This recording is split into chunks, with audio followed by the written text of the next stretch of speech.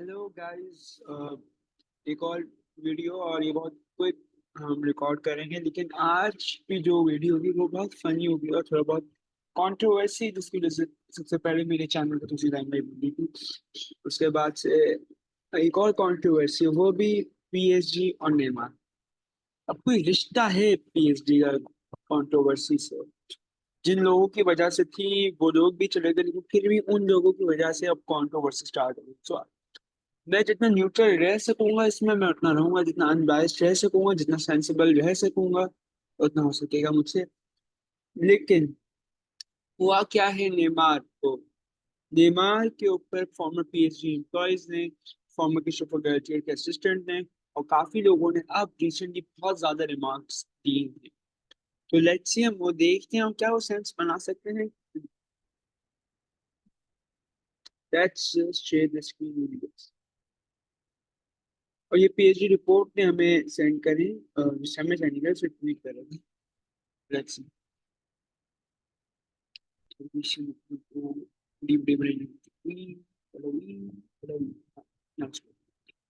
अब इसमें जो सबसे पहला आ जाते हैं वो है, ये तो सही मार्केटिंग वाला, और ये भी थोड़ा सा चलो फनी सा लगा।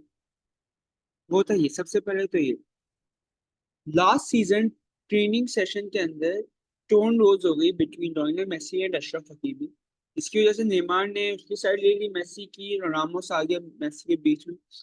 तो इससे एक चीज का तो अंदाजा हो गया कि ग्रुपिंग शुरू हो गई थी पीएसजी के अंदर under Christophe Galtier, and the reason why Galtier played in PSG was just cause of grouping.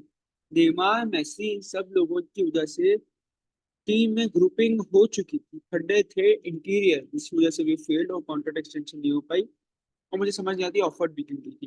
Now this is something we need to do.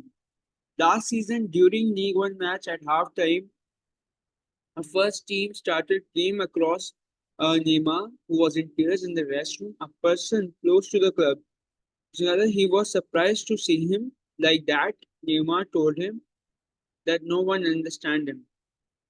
Neymar ने बताया कि उसे कोई नहीं समझता. From unconditional love at the beginning to the inevitable slow and painful divorce, last year had undeniably been one too many for Neymar and his unhappiness at PSG. देखो, ये तो एक फैक्ट है। नेमार के लास्ट के कुछ साल PSG में छिड़ गए, तो नेमार को शुरू के 2-3 सालों में पेरिस का सबसे बड़ा प्लेयर बनाया था। तो पीएसजी की वैल्यूएशन अब 4 बिलियन है, जो नेमार के आने से पहले 4 बिलियन के करीब भी नहीं था, तो वो अराउंड 2 बिलियन।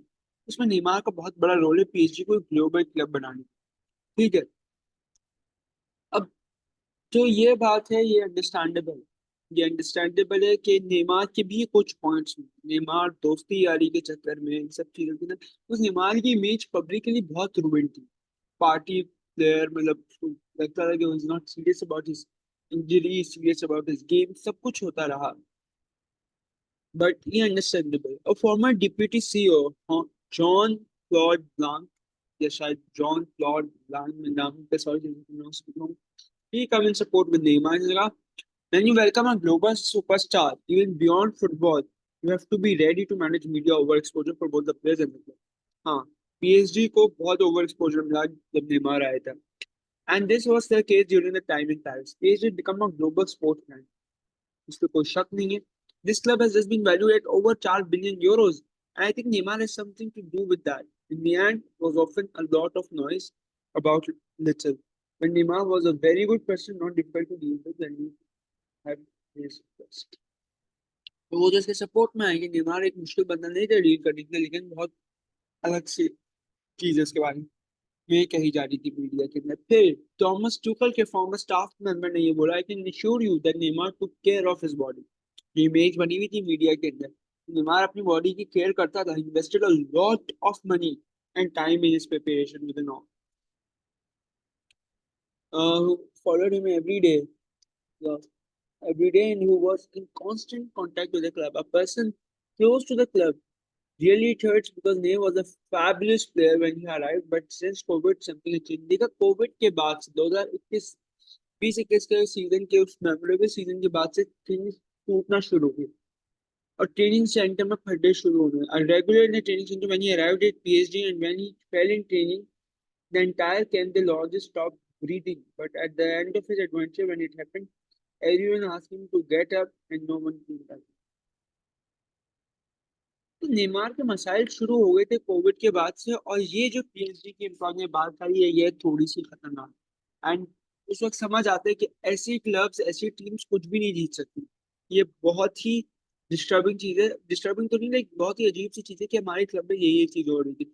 सबसे बड़ा कि किलियन एम्बापे नेमार को पसंद करते थे, but after working with him daily he lost the respect he had from him. सारी रिस्पेक्ट हो चुकी। Conversely both Neymar and Messi were upset with it कि किलियन को बहुत ज्यादा पावर दे दी गई थी।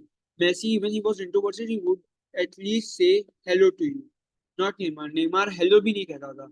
You got the impression he didn't respect you. He refused to make contact. It's a shame because in private he seems to be a nice and generous. Even though he understood French, he didn't make the effort to speak it. हाँ, निमा के tenure में ये बहुत मसला था कि वो French नहीं सीखना चाहता, तो जिसके वजह से क्लब में कम्युनिकेशंस में मसाइल होते थे। तो ये फ्रेंच सीखने ना सीखने का भी मसला होता था। और सेम एम्प्लॉय ने बोला, in fact 2 or 3 very good seasons they gave me the impression of being completely fed up, stuffed with those stuffed with money. देखा, नेमार के लिए जीतना खत्म हो गया था, उसके लिए फुटबॉल खत्म हो रही थी। He was no longer hungry. He was still motivated to play with Santos career, I think, near Sancho, but not to go to the rest. लेकिन ये लाइन जो पता था कि सब जगह कि लुइस एनरिके तो उसे जापान के टूर में भी नहीं लेकर जाना चाहते थे, लूचो उसको जापान के टूर में भी नहीं लेना चाहते थे। काम्पोस ने कन्विंस करा ताकि उसकी ट्रांसफर भी अच्छी लगती है। He told me to find another club who would not take him on the tour to Japan. Luis Campos ended up convincing Enrique that he had to take him with him in order to sell him better, but it really wasn't working anymore. His behavior was no longer the same. The story in Paris had to end, explains a person.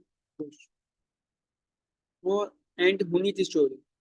फिर Neymar के विटीनिया के साथ जो फड्डे भाई, इन दोनों ने बुली करते थे। वो होता है स्कूल में एक बच्चा जो सब बुली करते हैं, विटीनिया वो बन गया था।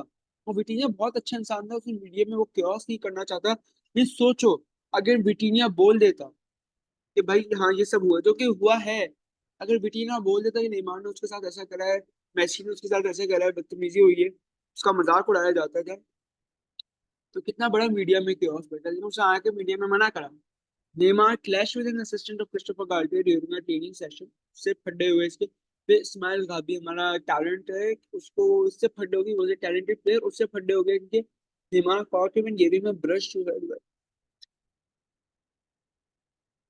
ये एक और फड्डे हो गए थे जनाब के।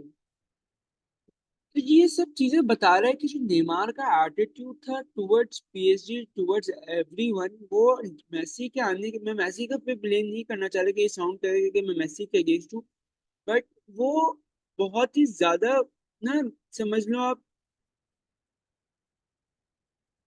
जो नेमार का एटीट्यूड था वो बहुत ज्यादा खराब हो चुका था आफ्टर कोविड वाला सीजन। एंड मेरे ख्याल से तो अम, उसका दिल भर गया था पीएसजी से। उस ये चीजें बता ही जा रही,